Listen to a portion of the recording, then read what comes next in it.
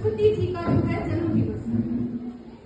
और जो दयानंद सरस्वती जी है, उन्होंने जो है सोशल और रिलीजियस दोनों ही तरीके से आर्य समाज में बहुत उनका जो है एक महत्वपूर्ण योगदान रहा है। तो उस जयंती को सेलिब्रेट करने के लिए, और आप सब जानते हैं हमारा जो अब नया सिस्टम चल रहा है एजुकेशन सिस्टम, वो इंडियन नॉलेज सिस्टम को साथ में लेकर उसकी तरफ एक बहुत जो है हमारी सरकार का, गवर्नमेंट का और हर एजुकेशनल इंस्टीट्यूट का जो है एक बहुत पुरजोर, मतलब एक प्रेशर तो नहीं, हम ये कहेंगे कि हम सब चाहते हैं कि हम अपनी संस्कृति को जानें।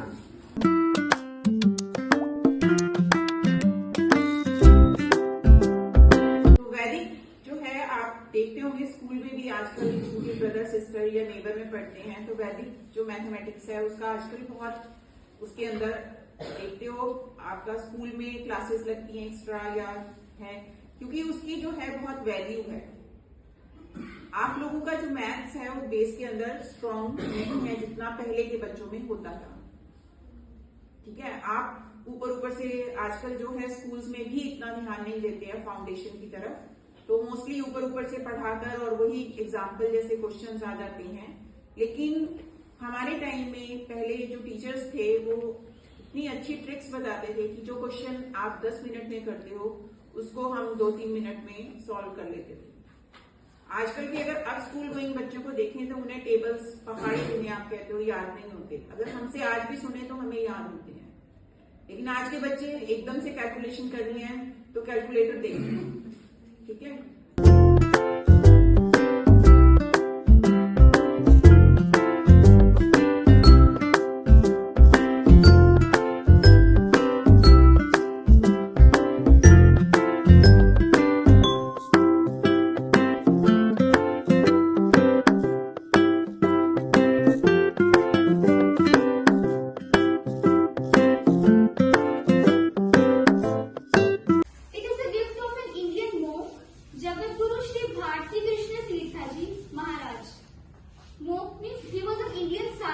जिन्होंने वैदिक मैथमेटिक्स को डिस्कवर किया था between 1911 and 1918.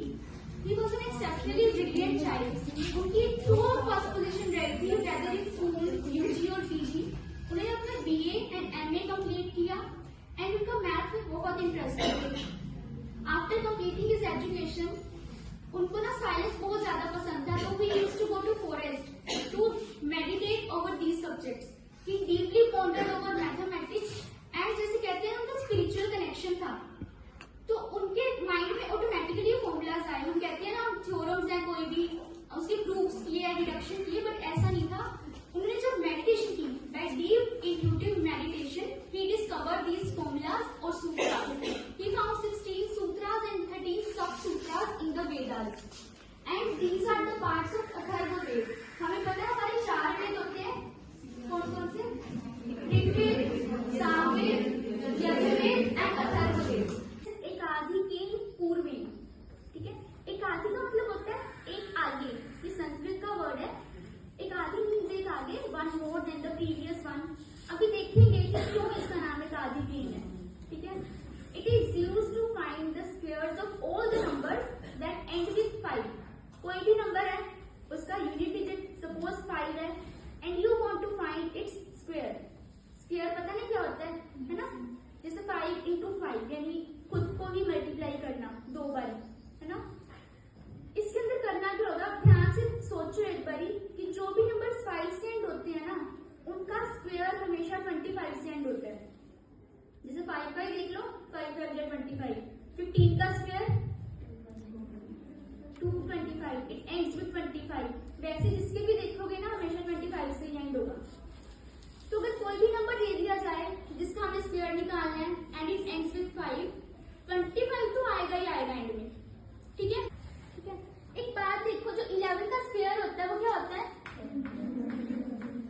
121। ये चीज हमें बताएगी कि हमें किस तरह से मूव करना है इसकी मल्टीप्लिकेशन निकालने के लिए।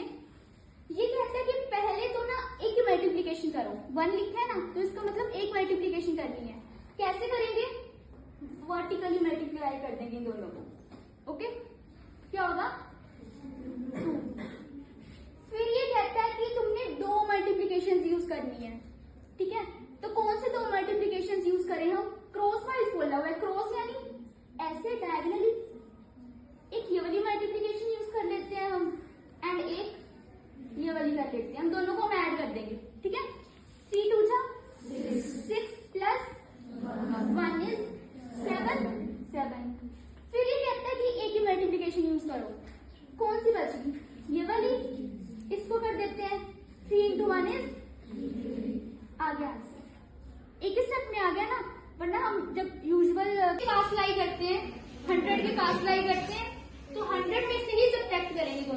ठीक है, 100 माइनस 92 इज 88 एंड 100 माइनस 93 7।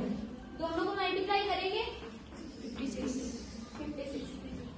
या तो 92 को 7 में से सब्ट्रैक्ट कर दो या 93 को 8 में से कर दो, क्या आएगा 85। तो 8 5 और ये वाला 5 6 बन जाए, इन दोनों का प्रोडक्ट ये निकल आएगा। ठीक है,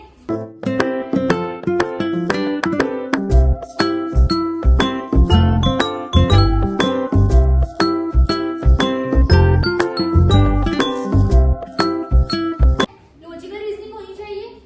उसके बाद है प्रिसाइज थिंकिंग, यानी तुम्हारी जो थिंकिंग है वो एक्यूरेट होनी चाहिए, तुक्के या गैस नहीं मारने। Your thinking should be precise.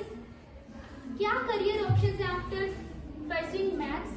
सबने सुना होगा डेटा साइंटिस्ट और do a masters in data science यानी एमएससी डेटा साइंस।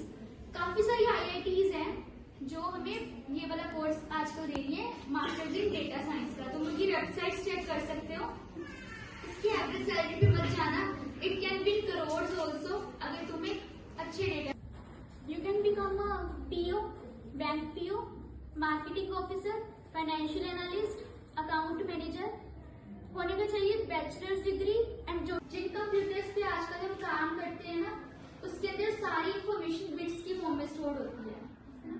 जो क्वांटम कंप्यूटर्स होती है ना, इनमें क्यूबिट्स की फॉर्म में होती है। ये फिजिक्स के जो क्वांटम मैकेनिक्स के लॉज होते हैं उनके ऊपर बेस्ड कंप्यूटर्स हैं। बहुत अच्छे फास्ट कैलकुलेशंस करते हैं, सब कुछ बहुत फास्ट होता है। ये बन चुके हैं, डेवलप हो चुके हैं, लेकिन ऑर्डिनरी लोगों के बीच में, हमारी नॉर्मल जनता के बीच में अभी तक नहीं आए हैं।